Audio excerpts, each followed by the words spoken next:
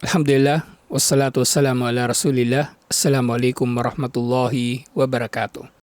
At sa pagpapatuloy ng ating pagtalakay, inshallah, sa naging tugon ni Sheikh Muhammad bin Saleh Al-Uthaymin rahimahullah tungkol sa pagiging mananampalataya ng mga Hudyo at mga Kristiyano, at ito nga ay kanyang pinabulaanan dahil si Allah subhanahu wa ta'ala mismo ang nagsabi sa Quran na sila ay mga hindi nanampalataya. Tumukoy si Sheikh rahimahullah ng napakaraming mga talata mula sa Quran na dito ay inilarawan o binanggit ni Allah subhanahu wa ta'ala ang mga pinaniniwalaan ng mga Hudyo at mga Kristiyano na pawang taliwas sa mga paniniwala ng mga propeta at gayon din sa kanilang mga ginawang gawaing pagsamba. Na ito ay tugon niya sa isang nagtanong tungkol sa isang mangangaral di umano ng Islam na nasa Europa, na ito ay nangaral na ang mga Kristiyano at mga Hudyo di umano ay mga mananampalataya rin. At gusto ko matalakay ang isa sa mga kadahilanan kung bakit nangyayari ang ganitong bagay. Ano ang mga posibleng kadahilanan kung bakit mayroong mangangaral ng Islam na nagsasalita ng ganitong mga pananalita na malinaw na taliwas sa mga katuruan ng relihiyon na ito. Unang-una ay ang kakulangan ng kaalaman ng mangangaral sa Islam, na maaring siya ay lubos nga na nagmamalasakit sa relihiyon na ito. Maaring mahal na mahal niya ang relihiyon na ito. At dahil dito, nang siya ay yumakap sa pananampalatayang Islam, halimbawa man na siya ay balik Islam, o kung siya man ay kabilang sa tribo ng mga Muslim, maaring ang nagmamalasakit siya pero maaring nagkulang siya sa tamang pag-unawa sa mga pangunahing katuruan ng relihiyon na ito.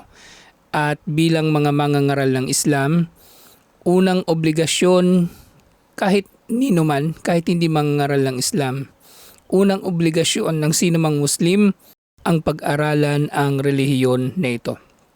Sa katotohanan niyan, mas mabigat at mas pangunahing obligasyon ang mag-aral kaysa sa mangaral.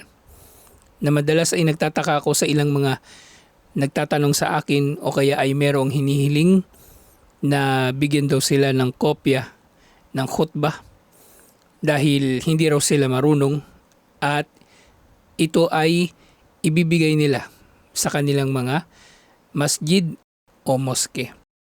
At nakakapagtaka na paanong magbibigay ka ng sermon na hindi mo naman alam kung paano mo ito isa sa katuparan. Na ibig sabihin dito, paano mo kukunin ang isang tungkulin o ang isang pananagutan na wala ka namang sapat na kaalaman at kasanayan sa pagsasabuhay o pagsasagawa ng mga ito. Na syempre hindi natin minamaliit ang sinumang Muslim o mangangaral ng Islam na nagnanais lamang ng kabutihan o magdulot ng kabutihan. Ang hinahangad natin sa pagpapabatid na ito ay maibalik ang tao, ang mga mangangaral ng Islam sa tamang sistema na kung paanong sila ay nagiging qualified nga na mangaral ayon sa kaparaanan ni Propeta Muhammad sallallahu alaihi wasallam. Kaya nga, ipinapayo natin unang-una sa mga bagong yakap sa pananampalatayang Islam na siyang sentro ng ating programa na ito, ang koleksyon ng mga fatawa o kahatalang panrelihiyon na may kinalaman sa mga bagong yakap sa pananampalatayang Islam. Binabanggit natin ang kahalagahan ng kaalaman. At ang kaalaman na tumatalakay sa mga pangunahing paniniwala, mga gawain at mga pagsamba sa relihiyon na ito. Nang sa gayon ay magiging matatag ang pundasyon ng mananampalataya, lalong-lalo na ng mangangaral ng Islam sa kanyang relihiyon. At pangalawang kadahilanan na naisip ko na maaring dahilan kung bakit ganito ang nasabi ng mangangaral ng Islam na ito na sinabi niya ang mga Hudyo at mga Kristiyano ay may tuturing din na mananampalataya. Bukod sa kanyang kakulangan sa kaalaman, ito naman ay resulta ng kanyang kakulangan sa kaalaman at ito ay ang mali niyang pag-unawa sa mga katuruan. Na iniisip niya marahil na porke ang mga Hudyo at mga Kristiyano ay originally mula sa mga tagasunod ni Moises at ni Jesus, ay automatically mga mananampalataya na sila na may tuturing. Hindi sila may tuturing na mananampalataya dahil lumipas na ang panahon ng mga propeta na ipinadala sa kanilang mga nasyon, sa kanilang mga panahon, at dumating ng propeta na marapat nilang sundin ang kanyang relihiyon at ang kanyang pagsasabatas. At yun ay si Propeta Muhammad sallallahu alaihi wasallam. Isa pang kadahilanan na maaring sa pamagitan nito ay nabanggit ng mangangaral ng Islam na ito ang maling katuruan na ito ay sa kanyang paghahangad na hindi masaktan ang damdamin ng kanyang mga pinangangaralan na mga hindi Muslim. At ito ay isang pagkakamali dahil hindi tayo maaring magkaroon ng compromise sa ating relihiyon.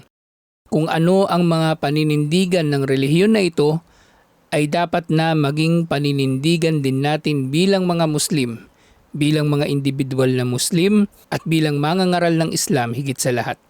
Hindi maaring tayo ay mag-iimbento o babaloktutin natin ng doktrina nang sa gayon ito ay madaling matatanggap ng tao, hindi sila masasaktan o ma-sugarcoat ang mga katuruan ng Islam. Dahil maaring hinahangad ng tao na gusto niya na maramdaman ng kanyang pinangangaralan ng Islam ay relihiyon na inclusive at tumatanggap sa lahat ng uri ng tao. Inclusive naman ang Islam pero sa tamang paraan. Ang Islam, welcome dito ang lahat ng uri ng tao. Kahit ano pa ang kanilang pinanggalingang relihiyon o ano pa mang kanilang pinanggalingang paraan ng pamumuhay, basta sa pagpasok nila sa Islam, ang layunin nila ay ang sumaksi na walang Diyos na marapat sambahin liban kay Allah at tanggapin si Propeta Muhammad sallallahu alaihi wasallam bilang sugo at propeta ni Allah subhanahu wa ta'ala at ang mabuhay, sumamba at gumawa ng anumang bagay na may kinalaman sa dalawang pagsaksi na ito. Ganoon lang kasimple. At kung meron man tayong mga mababanggit na mga katuruan ng Islam na kinatatakutan natin na maaring magdudulot na ang pinangangaralan natin ay matatakot o kaya ay masasaktan, ituloy lamang natin ang ating pangangaral. Hindi natin kailangan maging apologetic. Hindi natin kailangan magtago ng katuruan. Ang mahalaga ay maipaliwanag natin sa kanila sa pinakamahusay na paraan na magagawa natin kung ano ang tamang pag-unawa sa mga katuruan na ito.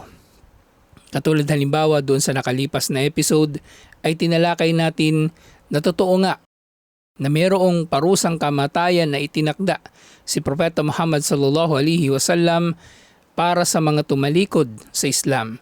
Subalit ito ay marapat na maipahayag sa mga tao sa tamang konteksto nito nang sa gayon ay hindi ito maling mauunawaan ng mga Muslim at ng mga hindi Muslim.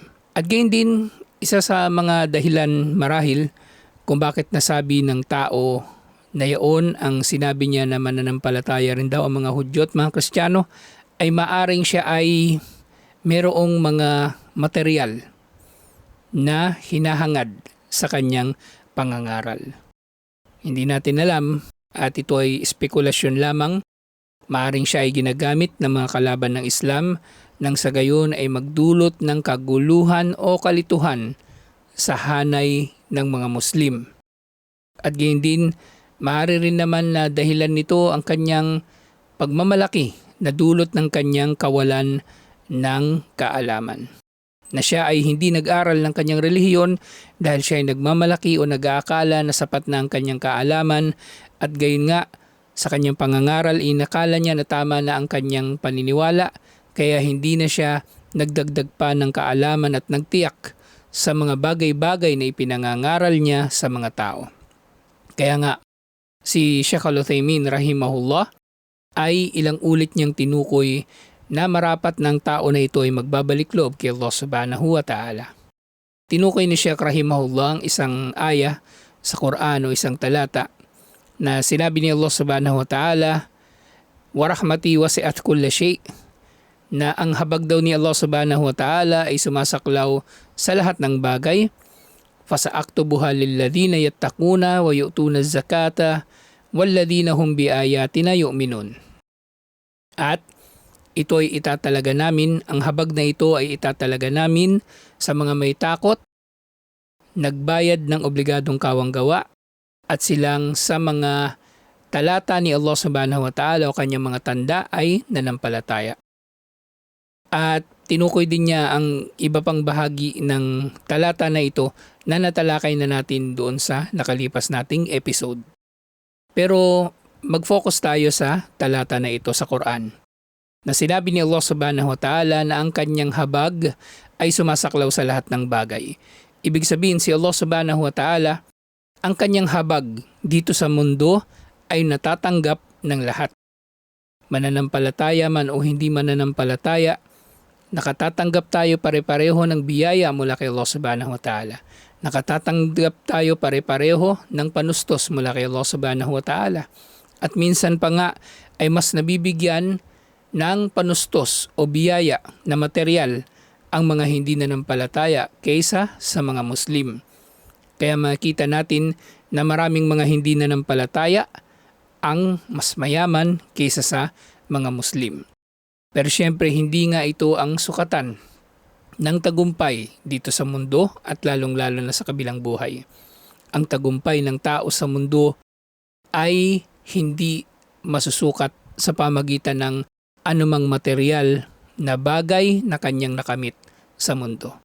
Dahil katotohanan niyan, marami sa mga tao, lalong-lalo na mga hindi nanampalataya, ang nakamit na nila ang maraming material na pakinabang dito sa mundo. Yaman, pera, mga ari-arian, kasikatan, magagandang mga babae, mga magagandang kotse, lahat na nang iisipin ng tao, nahangarin niyang mga material na mga bagay ay nakamit na nila. Subalit may kita pa rin natin na ang marami sa mga artista, politiko, singer, mga atleta na maaring sikat na nga sila at mayaman at nakukuha nila ang lahat ng material na gusto nila, subalit ang marami sa kanila ay hindi pa rin masaya. Marami ang nalululong sa droga at iba pang mga bisyo, at marami ang nagpapakamatay. Dahil ito ay patunay na ang kaligayahan dito sa mundo ay hindi sa material na bagay lamang. Ang kaligayahan dito sa mundo higit sa lahat, ayon sa pangunawa ng mga nanampalataya, ay sa pagkakatupad ng dakilang dahilan kung bakit tayo nilikha ni Allah subhanahu wa ta'ala, at ito ay sa pamagitan ng pagsamba sa Kanya. Nang mananampalataya ay mabubuhay sa pagsamba kay Allah subhanahu wa ta'ala. Kaya sa aya na ito, sinabi ni Allah subhanahu wa ta'ala na itatala daw niya ang habag na ito, lalong-lalo na ang espesyal na habag ni Allah subhanahu wa ta'ala sa mga may takot kay Allah subhanahu wa ta'ala at nagbayad ng obligadong kawanggawa at nanampalataya sa mga tanda ni Allah subhanahu wa ta'ala. Tatlong katangian na tinukoy ni Allah subhanahu wa ta'ala na taglay ng tunay na mananampalataya, na makikita natin din na ito ay hindi taglay ng mga hindi nanampalataya. Unang tinukoy ni Allah subhanahu wa ta'ala ay ang takot ng mga nanampalataya kay Allah subhanahu wa ta'ala. Makikita natin na ang katangian na ito, ang takot ng mananampalataya. Maraming mga hindi Muslim ang nagtataka kung bakit ang Muslim ay takot sa kanilang Panginoon. Bakit ang mga Muslim ay takot sa Diyos? Makasalanan ba ang mga Muslim? O ang Diyos ba ng mga Muslim ay malupit? Kaya nila na itatanong ito. Ang iba, alam naman natin na sila ay naghahanap lang ng mapipintas o masasabi na paninira laban sa Islam, pero para sa mga totoo na naghahangad ng kasagutan, Ang takot na nararamdaman ng mananampalataya ng Muslim para sa Panginoon o para sa Diyos ay takot na may halong pagmamahal, pagdakila at paggalang. Ito ay hindi katulad ng takot ng tao sa mabangis na hayop. Hindi ito katulad ng takot ng tao sa isang mapaminsalang tao, katulad ng isang kriminal, holdupper o ano paman. Ang takot ng tao sa leon, bilang halimbawa, ay hindi nangangahulugan na ang tao ay nagmamahal, dumadakila at gumagalang sa leon. Pero ang mananampalataya, ang kanyang takot kay Allah subhanahu wa ta'ala, ito ay dulot ng kanyang pagmamahal, pagdakila at paggalang kay Allah subhanahu wa ta'ala. Nang mananampalataya, nakikilala niya na makapangyarihan si Allah subhanahu wa ta'ala, na kung siya ay susuway sa mga utos ni Allah subhanahu wa ta'ala, ay alam niya na maparurusahan siya. At kung siya naman ay gagawa ng mga pinag-utos ni Allah subhanahu wa ta'ala, ay alam niya na siya ay magkakamit ng gantimpala. Kaya, bagaman tinukoy dito ang takot, ang relasyon ng mananampalataya kay Allah subhanahu wa ta'ala ay balanse ng takot at ng pag-asa sa habag at biyaya ni Allah subhanahu wa ta'ala. At ang dalawang ito ay balanse. At ang pagiging balanse ng takot at pag-asa ng mananampalataya kay Allah subhanahu wa ta'ala, ito rin ay ang kumakatawan sa konsepto ng pagkaalipin ng mananampalataya kay Allah subhanahu wa ta'ala. Siguro sasabihin na naman ng mga hindi Muslim na naninira sa Islam, o kita nyo na, malupit ang Diyos o ang Panginoon ng mga Muslim kasi inaalipin sila. Ang katotohanan niyan, ano man ang sabihin ng mga kalaban ng Islam laban sa relihiyon na ito, ay walang epekto sa tunay na nananampalataya kay Allah subhanahu wa ta'ala. Dahil ang kanyang pangunawa sa kanyang relasyon sa kanyang Panginoon ay tama at tumpak. Nang pagkaalipin sa ating Panginoon, ito ang pinakamarapat na uri ng relasyon na meron tayo sa ating Panginoon. Nakatulad ng isang alipin ng kahit kapwa natin tao, o mas matindi pa rito, ang tao na alipin ng Panginoon ay umaasa sa panustos na ibibigay ng kanyang Panginoon. At ang isang mananampalataya ng alipin ng Panginoon, siya ay natatakot na susuwayin niya ang kanyang Panginoon. Pero yaon nga, nalalaman niya na ang kanyang Panginoon ay makapangyarihan at mahabagin, na nagiging balanse ang kanyang takot at pag-asa sa Panginoon na ito, kaya siya ay nagiging payapa at panatag sa kanyang pamumuhay, at nalalaman niya na kung siya ay mananatili lamang na gumagawa sa kanyang mga tungkulin, ay magiging tapat din ang Panginoon sa ipinangako sa kanyang gantimpala sa mga gawain na mabubuti na ito. At pinaka matindi na nga sa mga magiging gantimpala ng Panginoon sa mga tao ay ang paraiso. Kaya makikita natin ang mga hindi Muslim, galit na galit sila o tinatawanan nila ang paniniwala ng mga Muslim na sila ay alipin ng Panginoon. Kasi para sa kanila, ito ay isang doktrina na walang saysay o kaya ay katawa-tawa. Kasi sila ay mga tao na nagmamalaki. Nagmamalaki sila sa kanilang Panginoon o kaya sila ay mayroong maling pag-unawa sa kanilang relihiyon. Ang mga Hudyo, sa galit nila kay Allah subhanahu wa ta'ala na ang huling propeta, ang Mesaya na hinihintay nila ay dumating sa mga Arabo, sa angkan ni Ismael sa halip na sa kanilang angkan, sa galit nila ay itinuring na rin nila si Allah subhanahu wa ta'ala bilang kaaway. At ang mga Kristiyano naman, sa kanilang maling pag-unawa na ang kanilang kaligtasan ay nakasalalay sa pagkakapako kay Jesus sa krus, sila ay nag-akala na sapat na ito ang tanggapin si Jesus bilang kanilang personal savior upang sila ay mailigtas. na kahit gumawa sila ng lahat ng uri ng kahalayan o kaya ay hindi gumawa ng mga inobliga ng Panginoon na mga gawaing pagsamba, masyado na silang naging kumpiyansa na sila ay magiging karapat-dapat sa paraiso dahil lamang sa bagay na ito.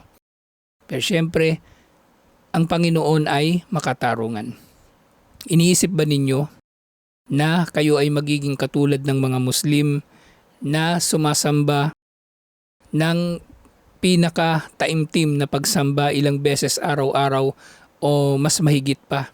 Samantalang kayo ay nagsisimba lamang kayo once a week o minsan na lamang sa inyong mga buhay. Pareho ba ang mga tao na ito na papasok sa paraiso? Pareho ba sila na magagantimpalaan? Katulad na lamang halimbawa ay kung inaakala ba ninyo na ang empleyadong tamad ay magiging pareho silang susweldo ng empleyadong masipag, so hindi sila magkatulad. At may kita natin dito alhamdulillah ang naging paglilinaw ni Sheikh Al-Uthaymin rahimahullah, na dito nga ay nilinaw niya na ang mga mananampalataya sila ay karapat-dapat sa habag ni Allah subhanahu wa ta'ala dahil sila ay hindi nagmalaki sa pagsamba kay Allah subhanahu wa ta'ala at tumapad sa iba pa nilang mga tungkulin, at sila ay tumanggap kay Propeta Muhammad sallallahu alaihi wasallam bilang kanyang alipin at sugo. At hindi katulad ng mga gawaing pagsamba at paniniwala ng mga Hudyo at mga Kristiyano na pawang mga inimbento lamang ng tao at iba't iba pang mga naging pagkukulang nila sa kanilang pagkakalihis mula sa tamang gabay mula sa relihiyon ng mga propeta. Hanggang dito na lamang. Assalamualaikum warahmatullahi wabarakatuh.